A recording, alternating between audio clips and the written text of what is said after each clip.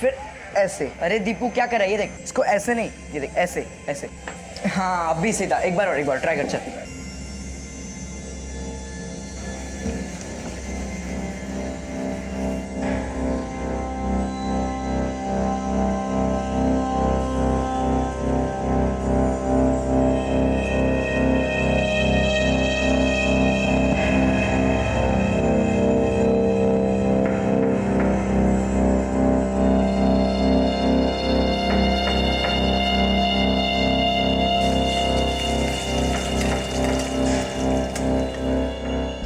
रिश्तों में भरोसा और मोबाइल में नेटवर्क ना हो तो लोग गेम खेलने लगते हैं। रिश्तों में भरोसे का रिचार्ज ना हो तो मोबाइल के बैलेंस की तरह आप खत्म।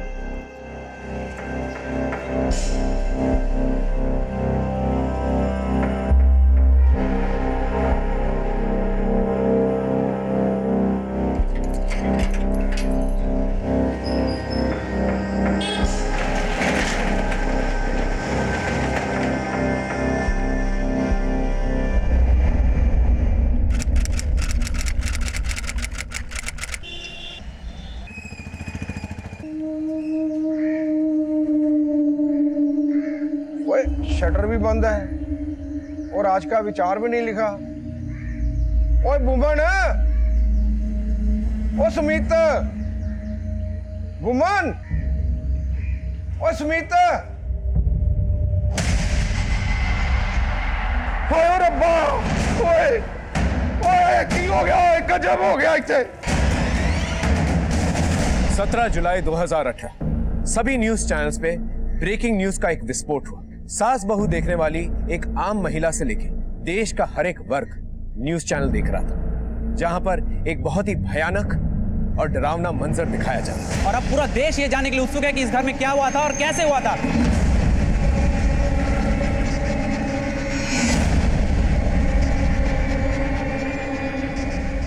और ये पुलिस आ गई, अब इनसे सवाल करना चाहेंगे आज।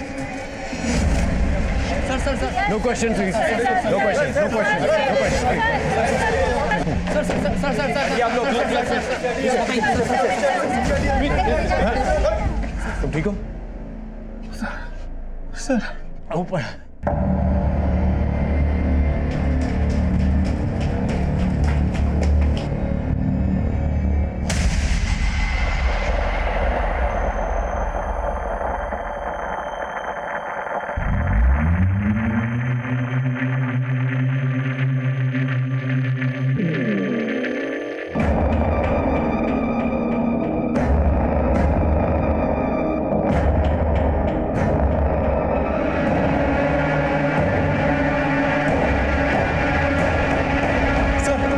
सर, ये अंदर भी एक लाश है। सर ये देखिए।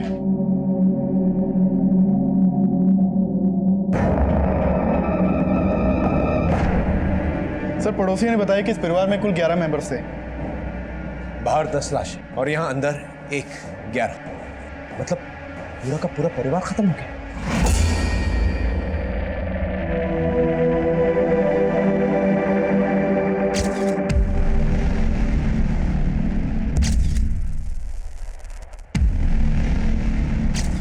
इस आदमी के पांव ऑलमोस्ट जमीन को छू रहे हैं और इसके हाथ भी खुले हुए हैं।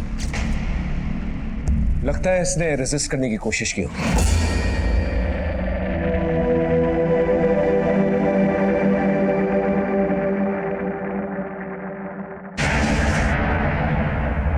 और बाकी के लोग बचने की कोशिश नहीं कर पाए।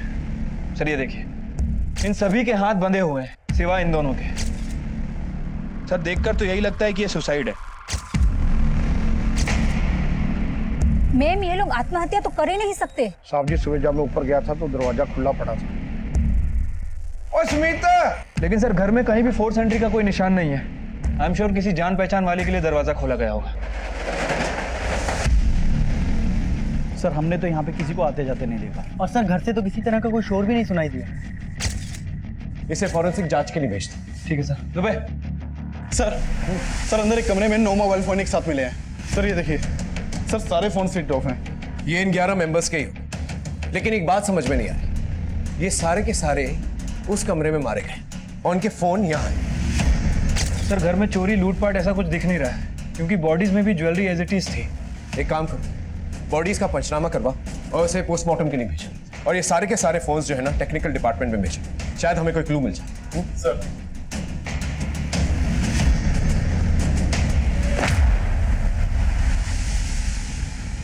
बहुत ही अच्छे लोग थे सर, कभी किसी से ना लड़ाई ना झगड़ा। सर पूजा पाठ वाले लोग थे, सबकी मदद करते थे और दान धर्म भी बहुत करते थे। वैसे ये दुकान किसकी है? सर रुक्मणी आंटी के बेटे भुवन की। और दूसरा बेटा क्या करता था? सर सुमित था वो, उसकी टाइल्स की यहीं पे शॉप है सर।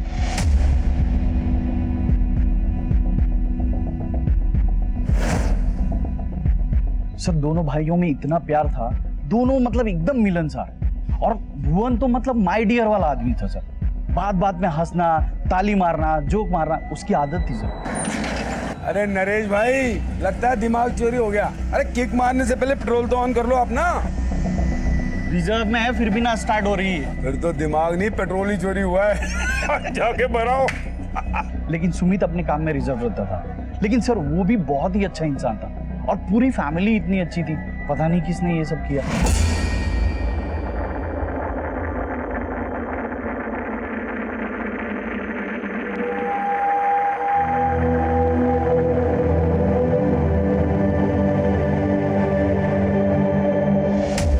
कल रात एक लड़के को इस घर में जाते देखा था। हाँ सर, कल रात मैंने एक लड़के को अंदर जाते हुए देखा था, पर मैं सर थोड़ा जल्दी में थी ना, तो वो लड़के की शक्ल अच्छे से देख नहीं पाई। कितने बजे होंगे? और यही कुछ 9 सवा 9।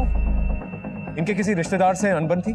सर जहाँ तक मुझे पता है सर इनकी किसी से कोई अनबन नहीं थी। और सर 15 दिन पहले तक तो यहाँ पर चहल पहल थी सर, प्रिया की सगाई थी।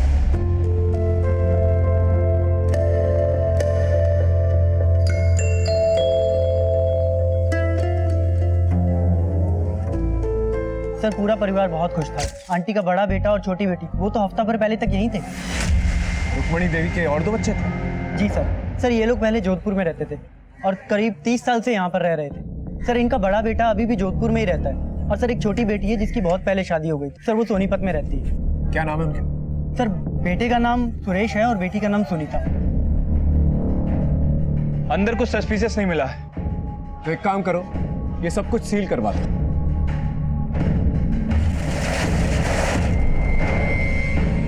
रुक्मणी देवी का एक बड़ा बेटा है और एक छोटी बेटी। उनके फोन नंबर निकालो और उनसे कहो कि मुझसे थाने में आकर मिलो।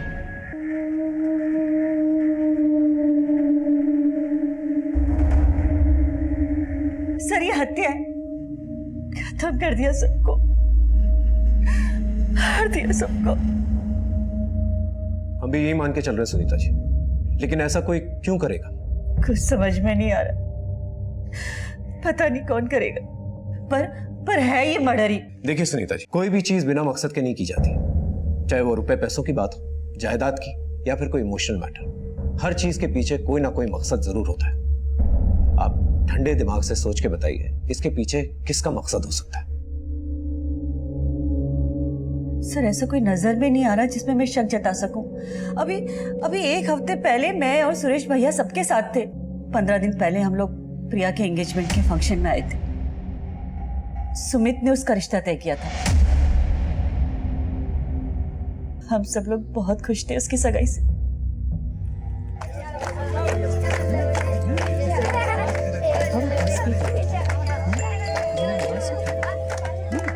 हाँ भाई, दोनों माँ बेटी में क्या खुसुर फुसुर चल रही है?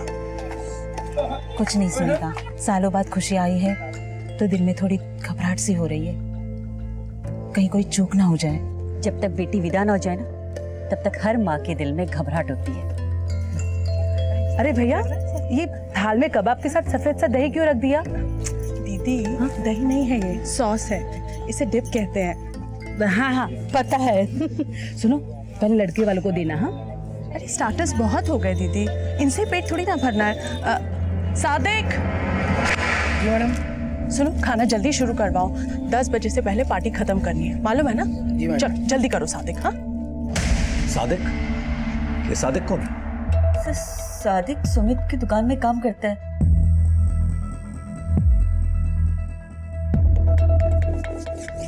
दुकान में काम करता है और दुकान घर के पास है, और आज दुकान बंद थी और इतने बड़े हादसे के बाद सभी लोग वहां मौजूद थे, लेकिन सादिक तो हमें नहीं दिखाई दिया। सुरेश जी, आप और आपकी बहन दोनों का यही कहना है कि घर में सब खुश थे। पड़ोसियों का भी यही कहना है, लेकिन हो सकता है किसी एक पड़ोसी के साथ किसी का कोई इशू। मालूम नहीं सर, अगर कुछ इश्यू होता तो लोग हमसे छुपाते थोड़ी ना। कहीं आप और आपकी बहन तो कुछ नहीं छुपा रहे हमसे? नहीं सर, पूरा परिवार खत्म हो गया, हम लोग भला क्यों कुछ छिपाएंगे आपसे। सुमित और भुवन के काम से रिलेटेड कोई इशू? कह नहीं सकता सर, लेकिन कोई तो होगा जिसने इस तरह से सबको खत्म कर दिया। खत्म कर दिया सर।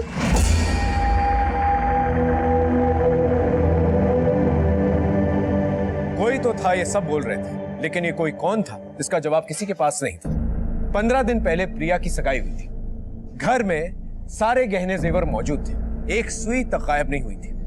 और फिर घर के बाहर प्रिया द्वारा लिखा गया 16 जुलाई का विचार, ये भी हमारा ध्यान आकर्षित कर रहा था। रिश्तों में भरोसा और मोबाइल में नेटवर्क ना हो तो लोग गेम खेलने लगते हैं। रिश्तों में भरोसे का रिचार्ज ना हो तो मोबाइल के बैलेंस की तरह आप खत्म।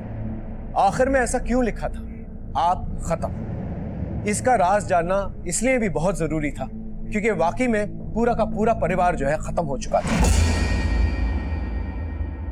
या ये एक महज इत्तेफाक था कि किसी ने ये विचार कॉपी करके दीवार पर लिख दिया, या वाकई इस विचार के पीछे कोई सोची समझी साजिश थी? सर, जिस औरत ने उस रात लड़के को देखा था वो भगत ढाबे का डिलीवरी बॉय है, उसे बुला लिया। साहब, उन्होंने ऑर्डर किया था, वही डिलीवर करने गया था साहब। और फिर मैं चला गया था साहब। और तेरा वो फूड पार्सल खा के 11 लोग ऊपर चले गए। क्या खिलाया था उन्हें? साहब, उन्होंने जो ऑर्डर किया था सर, मैंने वही दिया था। क्या ऑर्डर किया था? रोटी सब, रोटी, 22 रोटी।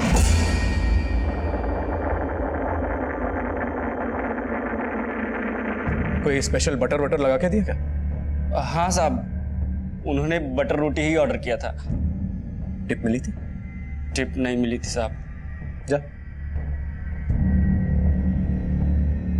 सर, इसकी बातें सुनकर तो लग रहा है कि सच बोल रहा है, क्योंकि क्राइम सीन पे हमें सिर्फ रोटियां ही मिली थी, और वो भी आधी खाई थी, बिना किसी सब्जी के। अब पूरी की पूरी फैमिली जो है डाइटिंग पे तो हो नहीं सकती। सर, सुमित की दुकान पे काम करने वाले सादिक का नंबर मिला। उसे फोन किया तो उसने बोला कि वो आज छुट्टी पर था। यहाँ 11 लोगों की छुट्टी हो गई और वो छुट्टी मनाने गया। गया कहाँ था? सर, उसने बताया कि वो अपनी फैमिली के साथ चिड़ियाघर घूमने गया हुआ था।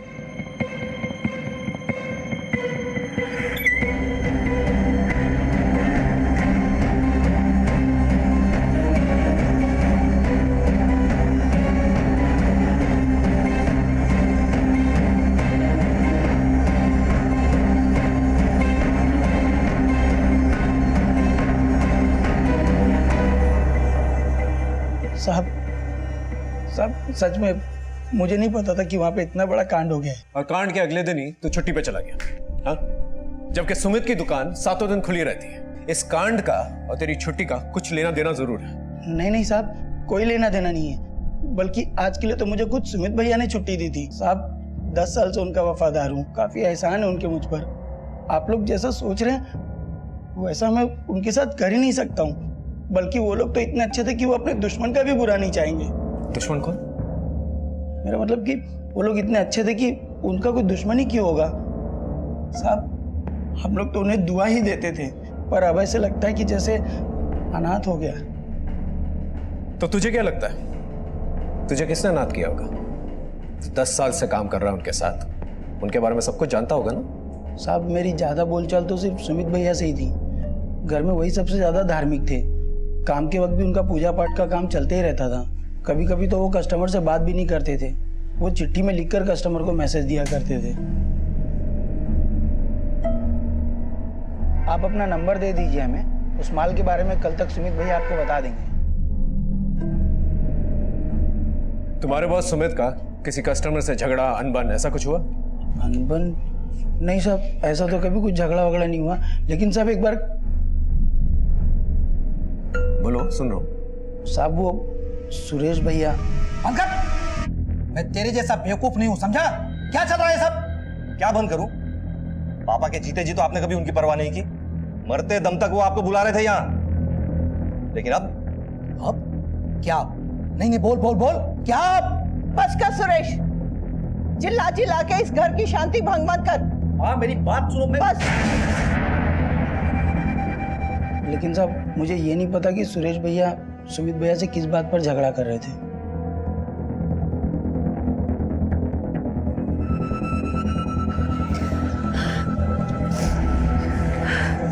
भैया, क्या आपको बिल्कुल भी अंदाजा नहीं है कि ये सब किसने करवाया होगा? अंदाजा होता तो मैं थोड़ी होने देता। तू बोल, तुझे क्या लगता है? सुनीता और सुरेश को फायदा तो हुआ है। अब पूरी की पूरी जायदाद तो उनकी है। सुनीता, सुरेश और वो डिलीवरी बॉय, उनको इन्वेस्टिगेट करो। और क्राइम सीन पे वो जो 9 मोबाइल फोन्स मिले थे ना, उन्हें चेक करो। घर में सर 2 ही लोग थे जो मोबाइल फोन यूज नहीं करते थे, शुभम और दीपू। सर प्रॉब्लम यह है कि वो 9 के 9 फोन अभी तक लॉक है। वैसे हमारी एक टीम उन्हें खुलवाने की कोशिश कर रही है। उन लोग ने तो क्या हुआ, नंबर तो होंगे। उनकी कॉल हिस्ट्री और कॉल रिकॉर्ड निकालो, शायद कोई लीड मिल जाए। ठीक है सर। गाजियाबाद के चौधरी परिवार के 11 सदस्यों की मौत के बाद से इस इलाके में डर का माहौल है। लोग इस घर को भूत, प्रेत और आत्माओं का घर बता रहे हैं। एक तरफ जहां पुलिस इन संदिग्ध मौतों की वजह ढूंढने में व्यस्त है, वहीं इन अफवाहों से यहां खौफ का माहौल गर्म है। ये इस दशक का वो सनसनीखेज केस है जो कई दशकों तक एक डरावनी कहानी की तरह याद किया जाएगा। अब तक का जितने भी सस्पेक्ट्स हमने सोचे थे, उनके खिलाफ फिलहाल कोई सबूत नहीं मिला था हमें। लेकिन ऐसे कई सवाल थे जिनका जवाब हमें नहीं मिला था। सुमित और उसकी बीवी रीना के हाथ खुले हुए थे। भुवन के हाथ जिस वायर से बांधे गए थे वो खुल चुके थे। रुक्मणी की लाश फर्श पे पड़ी हुई थी, आधी खाई हुई रोटियां और एक साथ एक जगह पर 9 मोबाइल फोन। हमें एक ब्रेक थ्रू की जरूरत थी, इसलिए हमने फैसला किया कि हम ड्राफ्ट मैपिंग करेंगे। हम क्राइम सीन की ड्राफ्ट मैपिंग करेंगे। विक्टिम्स की हाइट, फ्लोर और सीलिंग का फासला, मुंह और आंख पे बंधी पट्टियां और वो तार जिससे हाथ बांधे गए थे और वो फांसी का बंधा, इन सब के मेजरमेंट्स निकाला। हम ये पूरा का पूरा क्राइम सीन जो है दोबारा रिक्रिएट करेंगे। ओके सर, को वो क्राइम सीन रिक्रिएट? क्यों, कोई प्रॉब्लम? नहीं सर, मतलब सर प्रॉब्लम तो कुछ नहीं है, लेकिन सच बात तो है कि इनमें से कोई भी दोबारा उस घर में नहीं जाना चाहता। ये लोग वहां जाने से डर रहे हैं सर। वैसे मैंने 2 कांस्टेबल उस घर के बाहर लगा रखे, लेकिन वो लोग भी बार बार फोन करके यही कह रहे हैं कि उनकी शिफ्ट चेंज कर दी जाए। कोई भी सर उस घर के बाहर नहीं बैठना चाहता। उस घर के पास जाने से आम नागरिक ही नहीं, हमारी पुलिस टीम भी डर रही थी। और डर का वो माहौल खत्म करने के लिए हमें सबको ये भरोसा दिलाना था कि गुनहगार जल्द ही सलाखों के पीछे होगा।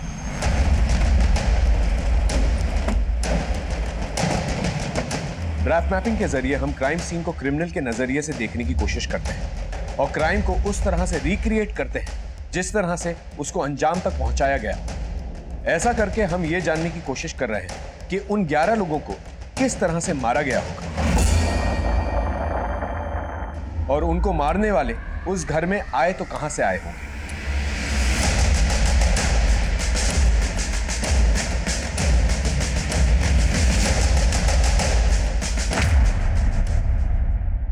बाबा कहते हैं हम अकेले नहीं रहते। हमारे साथ दुर्जन सिंह, दयानंद और यमुना देवी भी तो रहते हैं। कौन लोग हैं ये जो उनके साथ रहते हैं? हमें एक पूजा करनी होगी, वट पूजा। ये वट पूजा होती क्या है?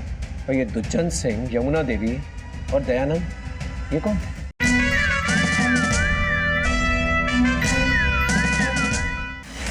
सर उन सभी 11 डेड बॉडीज की पोस्टमार्टम और फॉरेंसिक रिपोर्ट आ गई है। सर पोस्टमार्टम रिपोर्ट के हिसाब से सभी की मौत 16 जुलाई की रात 1 बजे से 1:30 बजे के बीच में हुई है। सर किसी की बॉडी पे एक्सटर्नल इंजरीज के कोई निशान नहीं है। और सर घर में जो हमें खाना मिला था, I mean आधी रोटी और ये पानी, इनमें नशे की दवा नहीं थी। सभी की मौत हैंगिंग की वजह से हुई है। लेकिन इनमें से 3 लोगों की मौत पार्शियली हैंगिंग की वजह से हुई है, रुक्मणी देवी, कविता और भुवन। पार्शियल हैंगिंग तो हो सकता है कि तीनों ने रेजिस्ट करने की कोशिश की हो। लेकिन सर बाकी के 8 लोग, ये लोग अपनी मर्जी से तो सूली पे नहीं चढ़े होंगे, जरूर किसी ने मारा होगा। और सर जो हमारी सस्पेक्ट लिस्ट थी, अब तक उनके खिलाफ भी कुछ नहीं मिला है। पोस्टमार्टम और फोरेंसिक रिपोर्ट हमारा नजरिया बदल रही थी और आत्महत्या की संभावना की जांच करना, ये हमारी इन्वेस्टिगेशन का एक प्रोसेस था। लेकिन सवाल यह था कि एक हंसता खेलता परिवार जो आर्थिक रूप से भी संपन्न हो, वो भला आत्महत्या क्यों करेगा? मरने से पहले इन लोगों की मनोस्थिति क्या होगी, यही जानने के लिए हम लोगों ने एक साइकोलॉजिकल ऑटोप्सी करने का फैसला किया।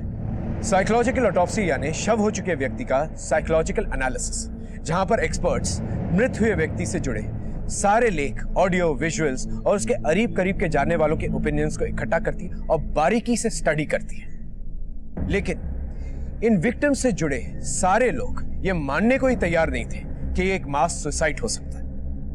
सर, प्रिया नवंबर में शादी करने वाली थी। शादी का टेंट, हलवाई और यहाँ तक कि उसके जो हनीमून के टिकट्स थे वो भी बुक हो गए थे। सब कुछ उसी की मर्जी से हो रहा था सर। फिर वो आत्महत्या क्यों करेगी? सर, उस दिन मैं और बबीता भाभी एक साथ इस्त्री वाले को कपड़ा दे रहे थे। भैया कल बच्चों को स्कूल में जाना है, इसलिए शाम तक कपड़े आ जाने चाहिए। ये लो, बार बार कहना ना पड़े। सर, अब आप ही बताइए कि जो एक दिन आगे का प्लान कर रहा है वो भला सुसाइड कैसे कर सकता है? पुलिस वाले आत्महत्या कहकर अपना पल्ला झाड़ रहे हैं। हम सीबीआई जांच की मांग करते हैं।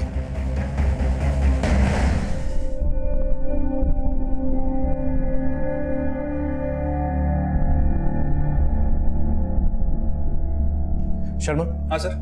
ये पाइप्स की फोटो कहाँ की है? सर, ये घर के पीछे वाली दीवार पे लगे हुए हैं। वैसे मैंने इस बारे में पड़ोसी से पूछताछ की है।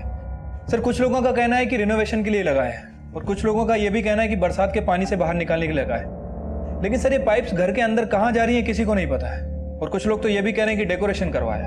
ये कैसा डेकोरेशन? देखकर ही अजीब लग रहा है। सर, एक और अजीब बात है, वो लोग घर में जहाँ पूजा पाठ करते थे वहां पे हमें 9 रजिस्टर मिले हैं।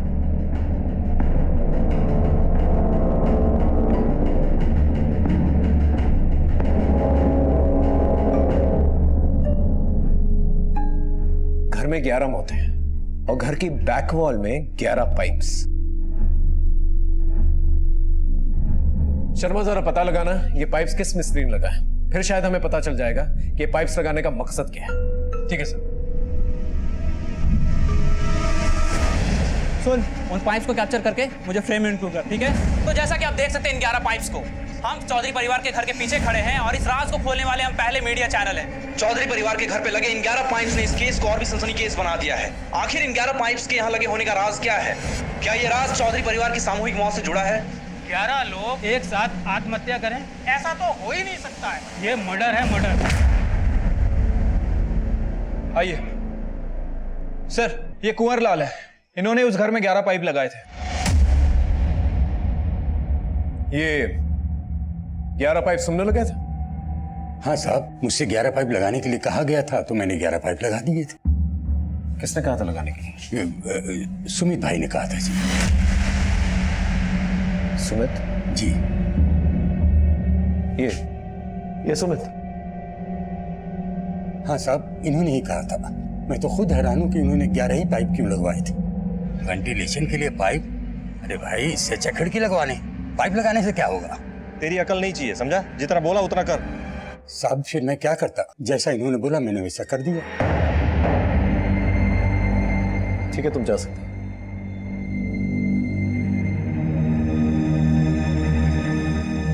आखिर ये सुमित वॉल पे 11 पाइप्स क्यों लगवाएगा? पाइप्स का पूजा रूम में जो रजिस्टर मिले वो क्या है? सर, इन रजिस्टर को पढ़ने के बाद सुमित की मानसिक स्थिति के बारे में बहुत कुछ पता चलता है। ये रजिस्टर वो रोज ही लिखा करता था। हाँ सर, ये देखिए सर, उसने एक अजीब बात लिखी है। मैं गूंगा हूं बाबा, मेरी आवाज बन जाओ। सादिक ने कहा था कि सुमित अक्सर जो है मौन व्रत रखा करता और कस्टमर से बात करने के लिए चिट पे लिख के बातें करता था, लेकिन उसने कभी इस बात का जिक्र नहीं किया कि वो गूंगा था। बस में बाबा का मेंशन है। ये बाबा कौन है? सर, मुझे लगता है कि सुमित किसी तांत्रिक वांत्रिक के चक्कर में था। हो सकता है कि जिस बाबा का जिक्र इस रजिस्टर में है वो कोई तांत्रिक बाबा हो। और सर, ये देखिए, आगे वो ये भी लिखता है कि शुक्रिया बाबा, आज से आप मेरी आवाज हैं, अब मैं गूंगा नहीं हूं। कमाल है, पहले लिखता है कि वो गूंगा था, अब लिखता है वो गूंगा नहीं। एक काम करो, उसकी बहन सुनीता को बुला के लेके आओ, वही बता पाएगी कि वो गूंगा था या नहीं। ठीक है सर। हाँ सर, काफी समय पहले सुमित की आवाज चली गई थी, तब वो बिल्कुल भी नहीं बोल पाता था। पर ऐसा क्या हुआ था कि उसकी आवाज चली गई थी? काफी टाइम पहले दुकान में आग लग गई थी। सुमित तो कैसे भी करके बच गया, पर उस हादसे से उसकी आवाज चली गई थी। अगर उसकी आवाज चली गई थी तो वापस कैसे आई? सुमित हमेशा पूजा में विलीन रहता था। एक बार घर में पूजा चल रही थी, तभी और मुकुट बंसी वाले की जय। आवाज आ गई सुमित। सुमित माँ ये सब बाबा का चमत्कार है। बाबा किस बाबा की चमत्कार की बात कर रहा था? सर शायद वो ऊपर वाले के चमत्कार की बात कर रहा होगा। नहीं, सुमित बार बार अपने रजिस्टर में किसी बाबा का शुक्रिया अदा कर रहा है। रजिस्टर? हाँ। कैसा रजिस्टर? सुमित के घर से कुछ रजिस्टर मिले। हो सकता है कि सुमित किसी तांत्रिक बाबा से मिलता जुलता हो। लेकिन वो बाबा है कौन और उसने हमारे परिवार वालों को क्यों मारा? हमें लगा था शायद इस बाबा के बारे में आप जानती होंगी, लेकिन वाकई में आप कुछ नहीं जानते, या फिर आप हमसे कुछ छुपा रही हैं। सर सुमित ने अपने रजिस्टर में जिस बाबा का जिक्र किया था, मैंने उसके बारे में मोहल्ले में पूछताछ की, लेकिन सर किसी के बारे में कुछ पता नहीं चला। लेकिन सर शुभम और ध्रुव इन दोनों का क्लासमेट उसी मोहल्ले में रहता है। उसने बताया कि ये दोनों बच्चे भी उस बाबा के बारे में बात किया करते थे। अंकल, शुभम और दीपू भी बहुत पूजा करते थे। हर संडे सुबह सुबह वो सूर्य को जल देते थे और शाम को 6:30 बजे खेल छोड़कर चले जाते थे। और अंकल एक दिन तो मैंने उन्हें रुकने के लिए भी कहा, लेकिन शुभम बोला नहीं, बाबा आने वाले हैं। इसका मतलब इनके घर में कोई तांत्रिक बाबा का आना जाना था। शायद उस दिन भी कोई बाबा आया। सर उस घर में जो 9 लॉक्ड मोबाइल फोन मिले थे, हमने उन सबको खुलवाया। उनमें से सुमित के फोन में कुछ अजीब सी चीजें मिली हैं।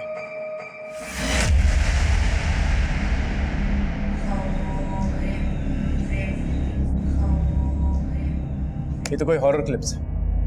ये पक्का है कि ये सुमित किसी तांत्रिक के चक्करों में था। किसी पर तो इसका विश्वास था। इसके कॉल रिकॉर्ड्स दोबारा चेक करो, शायद उस तांत्रिक के साथ फोन पे टच पे। सर जी, पूजा पाठ वाले लोग जरूर थे, लेकिन अंधविश्वासी नहीं हो सकते।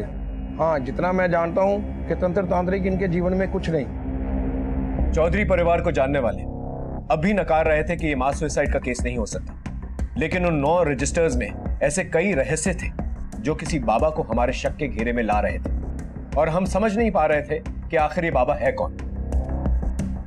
बाबा, आपके सुझाव से मैंने उस ग्राहक को उधार में माल दे दिया और उसने सब चुकता भी कर दिया, और अब उसने मुझे एक बहुत बड़ा ऑर्डर दिया है। बाबा, आपकी कृपा से मेरा व्यापार दिन दुनी रात चौगुनी तरक्की कर रहा है।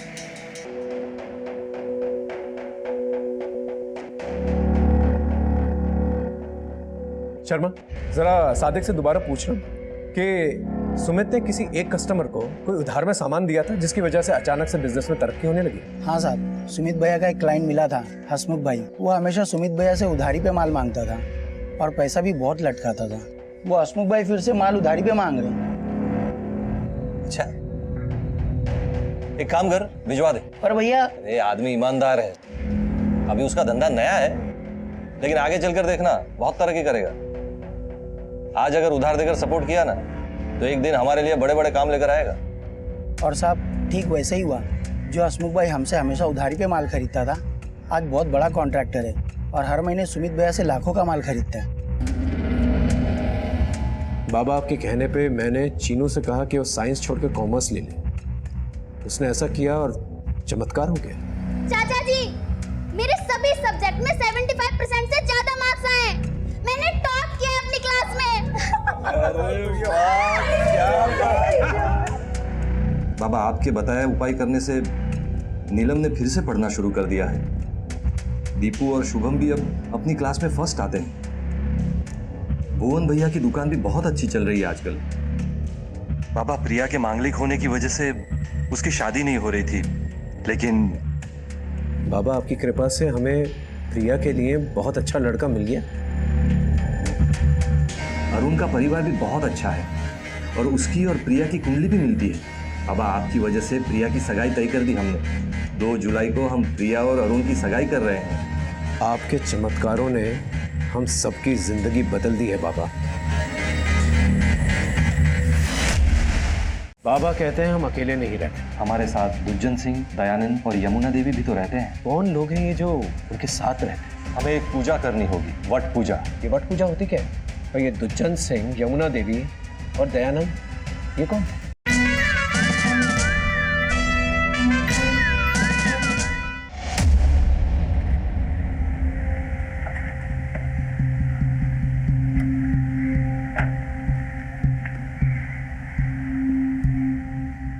सर, हमारा रिश्ता तो हमारे घर वालों ने ही तय किया था। और तुम इस रिश्ते से खुश थे? हाँ सर, और प्रिया भी इस रिश्ते से बहुत खुश थी सर।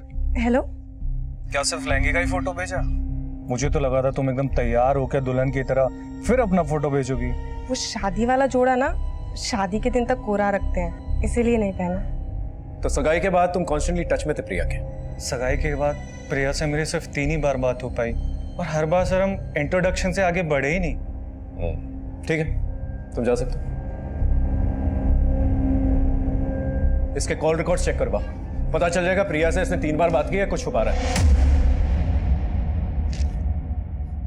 बाबा कहते हैं हम अकेले नहीं रहते। हमारे साथ दुज्जन सिंह, दयानंद और यमुना देवी भी तो रहते हैं। इसका क्या मतलब? और कौन लोग हैं ये जो उनके साथ रहते हैं, कैसे रहते हैं? हमें एक पूजा करनी होगी, वट पूजा। उस पूजा में हमें उनको धन्यवाद अर्पित करना होगा, जिनकी वजह से हम दिन दुनी रात चौगुनी तरक्की कर रहे हैं। और पूजा संपन्न होते ही वो आएंगे हमें आखिरी आशीर्वाद देने। लेकिन इस पूजा के बारे में किसी को कुछ भी खबर नहीं होनी चाहिए। इसका मतलब सुमित के साथ साथ पूरा परिवार जो है वट पूजा कर। ये वट पूजा होती क्या है? और ये दुज्जन सिंह, यमुना देवी और दयानंद, ये कौन थे? दुज्जन सिंह, यमुना देवी और दयानंद? यही नाम लिखे सुमित के रजिस्टर। क्या आप जानती हैं? सर, दुज्जन सिंह तो कविता दीदी के हस्बैंड थे और यमुना देवी और दयानंद सुमित के सास ससुर। लेकिन आप इनके बारे में क्यों पूछ रहे हैं? ये लोग तो कई साल पहले गुजर चुके हैं। क्या ये सब मर चुके हैं? जी। उसके रजिस्टर में क्लियरली लिखा है कि सगाई के बाद वो अगले दिन ही पूजा करने वाले थे। आपको इन बातों का कभी कोई अंदाजा नहीं हुआ? सादिक, सुनो, जल्दी से खाना शुरू करवाओ। पता है ना 10 बजे से पहले पार्टी खत्म करनी है। हाँ चलो जाओ, जल्दी करो सादिक। हाँ अरे भाई, इतनी जल्दी पार्टी क्यों बंद कर रहे हो? अभी तो पूरी रात बची है। दीदी, दरअसल घर में पूजा रखी है सुबह। सुमित जी बहुत नाराज हो रहे थे, कह रहे थे आजकल एंगेजमेंट की तैयारियों की वजह से पूजा पाठ में हम लोगों का ध्यान ही नहीं है, तो सुबह पूजा करेंगे। 1 मिनट में आती हूँ। सगाई वाली रात रीना बोल रही थी कि पार्टी 10 बजे तक खत्म करनी है, कोई पूजा है और अगले दिन वहाँ पूजा हो भी रही थी।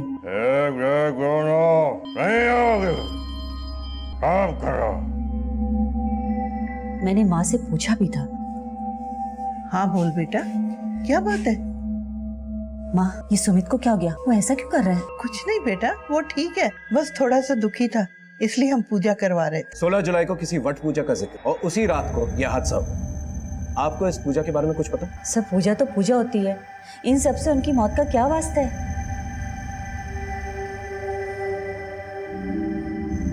सर, मैं भी नहीं समझ पा रहा उन बातों का सबकी मौत से क्या वास्ता हो सकता है। लेकिन एक बात है जिसके बारे में मैंने आज तक नहीं सोचा कि वो इतना भयानक रूप ले लेगी। कौन सी बात? सर, सुमित ने एक बार मुझसे कहा था कि उसमें पापा आते हैं। आप मेरा विश्वास कीजिए भैया, पापा मेरे अंदर बैठे हैं, वो हम सबका भला कर रहे हैं। क्या बात कर रहा है? अरे ये अंधविश्वास है। लेकिन मुझे विश्वास है भैया, हमारी तरक्की पापा की वजह से ही हो रही है। अरे तरक्की तुम लोगों की मेहनत के कारण हो रही है और कुछ नहीं, समझा? लेकिन पापा का सपोर्ट भी है भैया, आप भी विश्वास कीजिए। पापा आपसे मिलने के लिए बेचैन हो रहे हैं। मैं तेरे जैसा बेवकूफ नहीं हूँ, समझा? क्या चल रहा है सब? क्या बंद करूं? पापा के जीते जी तो आपने कभी उनकी परवाह नहीं की, मरते दम तक वो आपको बुला रहे थे यहाँ। लेकिन अब क्या? नहीं, क्या? बस कर सुरेश। मैं तब भी उसे समझाया था कि अंधविश्वास से दूर रहा कर, और उस दिन से वो मुझसे कटने लगा था। सर,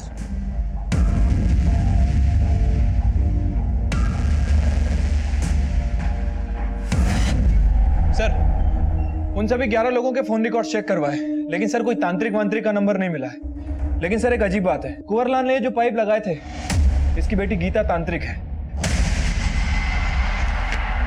तो कुंवरलाल की बेटी तांत्रिक है?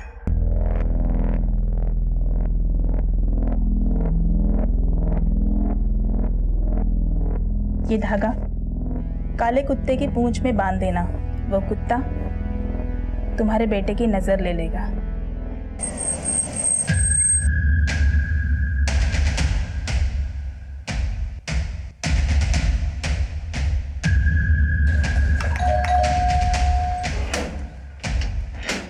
गीता कहाँ है? सर, मैं तांत्रिक जरूर हूँ, लेकिन सुमित या उसके पूरे परिवार वालों को मैं टोना टोटका नहीं बताया करती थी। साहब, मेरी बेटी ने 11 पाइप लगवाने के लिए नहीं कहा था, वो तो सुमित भाई ने खुद लगवाए थे। सुमित अक्सर तुम्हें फोन किया करता था, उसके रजिस्टर में क्या लिखा है ये तो तुम्हें पता ही होगा। कौन सा रजिस्टर?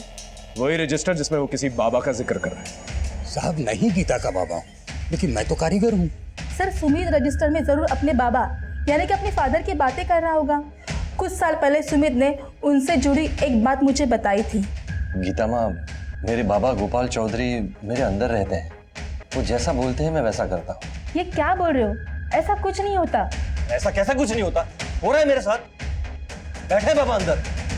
मैं तो ये सोचकर आया था मैं अपने बाबा को फिर से अपने सामने लाने का उपाय पूछूंगा, लेकिन तू तो अज्ञानी है, मेरा तेज भी ना देख पाई।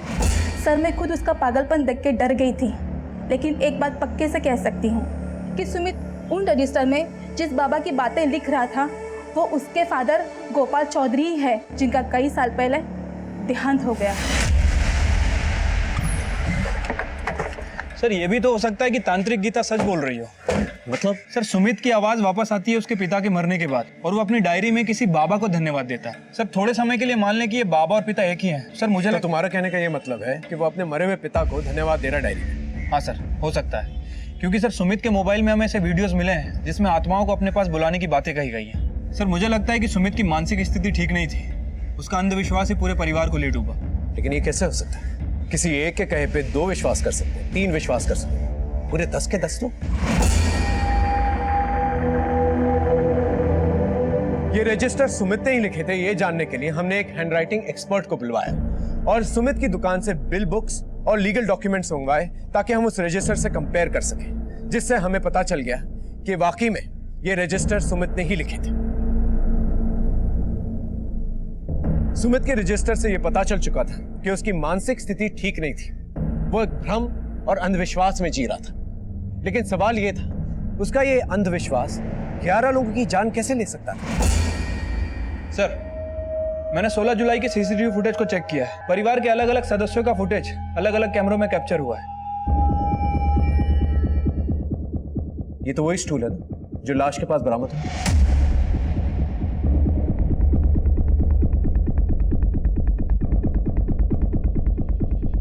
ये वही वायर है जो हाथ में बांधा गया था।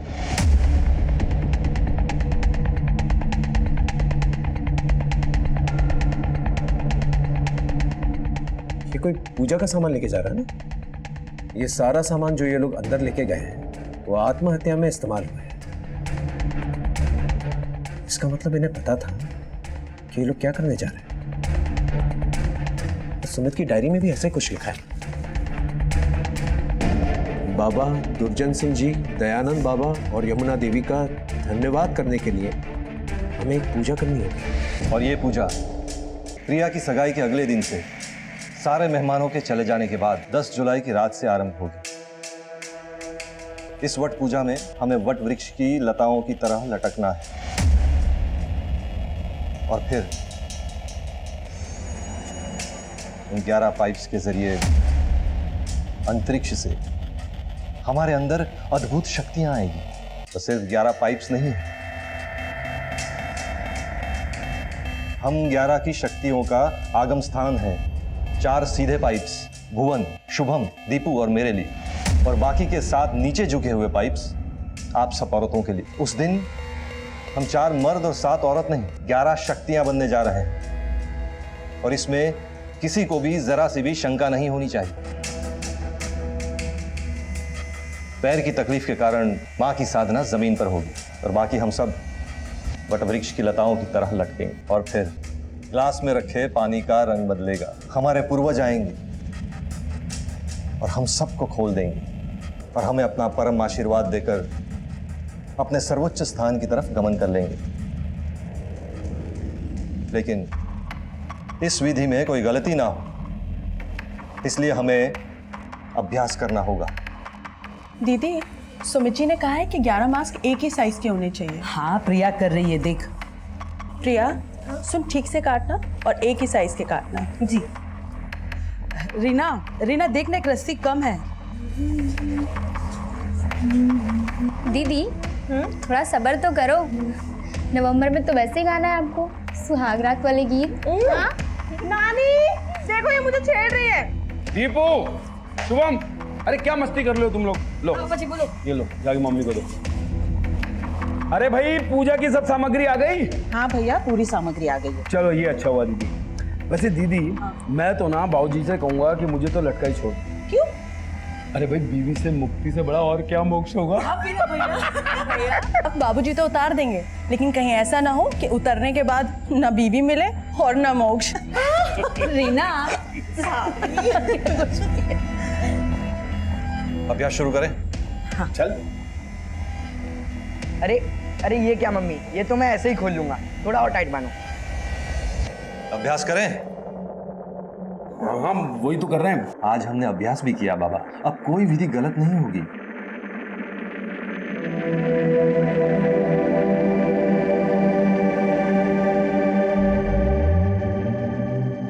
सोलह जुलाई को हम वो पूजा संपन्न कर लेंगे। मतलब ये सब अपनी खुशी से, अपनी मर्जी से सूली पे चढ़ने को तैयार थे।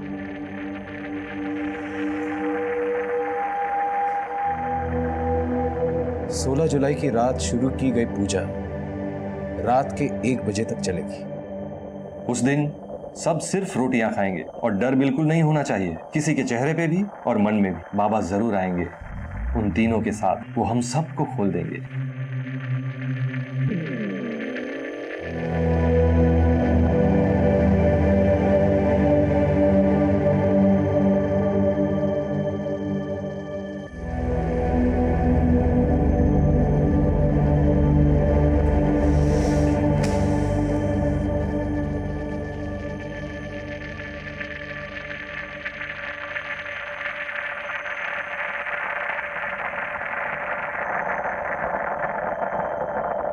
अरे दीपू क्या कर रहा है, ये देख, इसको ऐसे नहीं, ये देख ऐसे ऐसे। नवंबर में तो वैसे ही गाना है आपको, सुहागरात वाले गीत। हाँ? नानी देखो, ये मुझे छेड़ रही है। बाबूजी तो उतार देंगे, लेकिन कहीं ऐसा ना हो कि उतरने के बाद ना बीवी मिले और ना मोक्ष। रीना इस वट पूजा में हमें वट वृक्ष की लताओं की तरह लटकना है। हमारे पूर्वज आएंगे और हम सबको खोल देंगे और हमें अपना परम आशीर्वाद देकर अपने सर्वोच्च स्थान की तरफ गमन कर लेंगे। और फिर ग्लास में रखे पानी का रंग बदलेगा। मेरे करियर में मास सुसाइड का ये केस पहला था, लेकिन इससे पहले सवाई माधोपुर में 2013 में ऐसा कुछ हो चुका था, जहां पर एक ही परिवार के 7 सदस्यों ने अंधविश्वास में लड्डू में साइनाइड मिलाकर खा लिया था, ये सोचकर कि ऊपर वाला आकर उन्हें बचाएगा। और यही नहीं, उन्होंने ये पागलपन वीडियो पे रिकॉर्ड भी किया, ये सोच के कि ऊपर वाला उस वीडियो में कैप्चर हो जाए। सुमित ने भी ऐसे कई भ्रम अपने घर वालों को दिए, और क्योंकि उसके घर वाले ये मान चुके थे कि सुमित में बैठे बाबा सबका भला कर रहे हैं, इसलिए बिना सोचे समझे सबने मिलकर मौत को गले लगा लिया। अगर भरोसे से भरोसेमंद इंसान भी आपको कहे कि आप अपना दिमाग साइड में रखकर उसकी कही कोई भी बात को पत्थर की लकीर मान लें, तो समझ लीजिए कि यह दस्तक है उस तबाही का जिसमें पूरा चौधरी परिवार खत्म हो गया। लेकिन सवाल यह है, क्या इस अंजाम को रोका जा सकता था? सुमित के भाई सुरेश ने अगर आवाज उठाई होती तो शायद उनका परिवार आज जिंदा होता। सुमित की बहन सुनीता भी उस दस्तक में डूबी इस तबाही को ठीक से महसूस नहीं कर पाई, और साथ ही साथ चौधरी परिवार के सारे पड़ोसी इस दस्तक को ठीक से भांप नहीं। और इसके साथ मैं इंस्पेक्टर बलबीर सोलंकी आपसे विदा लेता, फिर मिलेंगे एक नए एपिसोड के साथ। तब तक देखते